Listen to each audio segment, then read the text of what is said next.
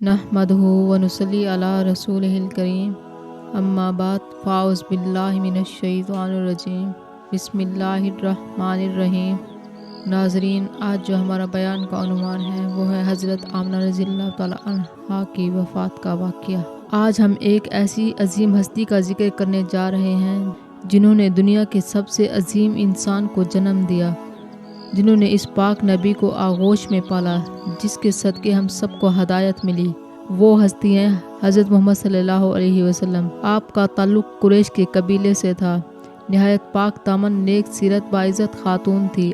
آپ کا نکاح حضرت عبداللہ بن عبد المطلب سے ہوا۔ صرف چند ماہ بعد حضرت عبداللہ تجارت کے سفر پر گئے مدینہ میں وفات پا گئے۔ حضرت آمنہ نے رسول پاک صلی اللہ علیہ وسلم کو محبت سے پالا، لیکن عرب کے رواج کے مطابق آپ کو دودھ پلانے کے لیے حلیمۃ السعدیہ کے سپرد کیا گیا۔ کچھ سال بعد آپ واپس آئے تو حضرت آمنہ نے ارادہ کیا آپ کو آپ کی والد کی قبر دکھانے لے جائیں جو مدینہ میں تھی۔ یہی وہ سفر تھا جب حضرت آمنہ اپنے بیٹے محمد صلی اللہ علیہ وسلم کو اپنی خادمہ ام ایمن اور چند افراد کے ساتھ مدینہ لے گئی۔ وہاں آپ نے حضرت عبداللہ کی قبر پر حاضری دی، چند دن قیام کیا، پھر واپسی کا ارادہ کیا اور راستے میں مقام ابوا پر ان کی طبیعت خراب ہو گئی۔ حضرت آمنہ نے آپ صلی اللہ علیہ وسلم کو اپنے سینے سے لگایا، شفقت بھری نگاہیں ڈالی، پھر چند الفاظ کہے: اے میرے بیٹے، ہر زندہ کو موت آنی ہے، لیکن میرا دل مطمئن ہے کیونکہ میں تمہیں اللہ کے سپرد کر رہی ہوں جو سب سے بڑا نگہبان ہے۔ حضرت آمنہ کو وہیں ابوا میں دفن کیا گیا۔ برسوں بعد جب نبی کریم صلی اللہ علیہ وسلم